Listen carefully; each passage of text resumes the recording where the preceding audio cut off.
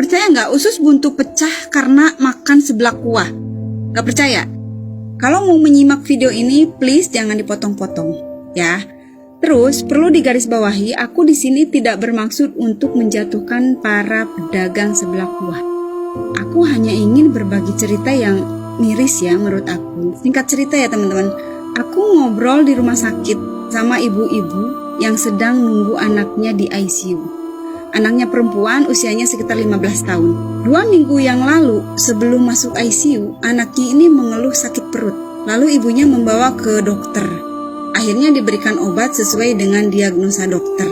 Dan setelah 1 minggu mengkonsumsi obat, kondisinya mulai membaik.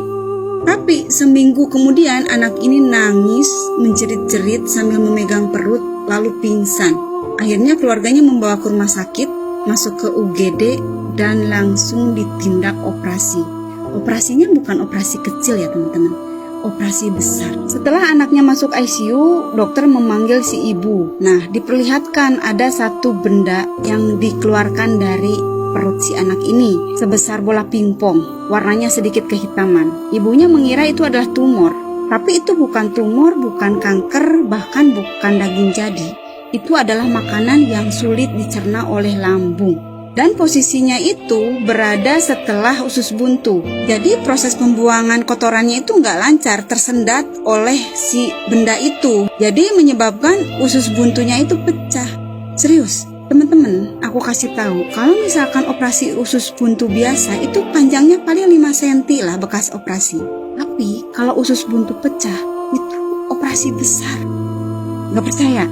Dan kalau appendicitis itu pecah, usus buntunya pecah, itu akan membuat infeksi. Bayangin di usus besar, terus keluar lewat silit, ususnya pecah, dar. Itu tai nyebar bro. Jadi sebagai seorang dokter harus membuka perut dan perutnya supaya ya tidak infeksius di situ. Serem banget kan? Ini menurut aku ya teman-teman.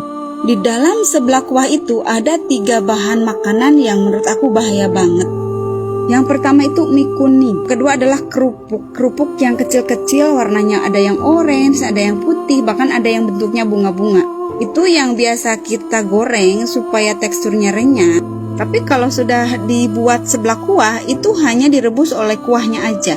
Dan yang ketiga itu ada makanan yang bentuknya seperti cireng kering. Dan itu kalau kena kuah, alot. Dan tahu nggak teman-teman?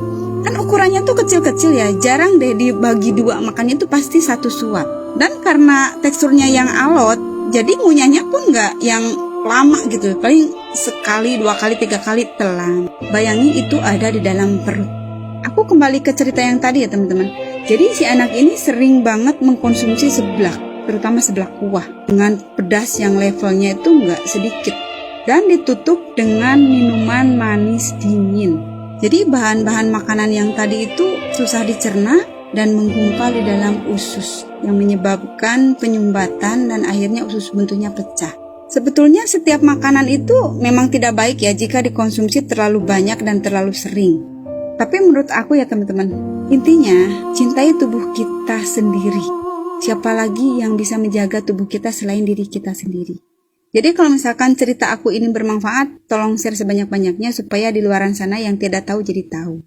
Semoga kita semua selalu diberikan kesehatan. Hatur nuhun.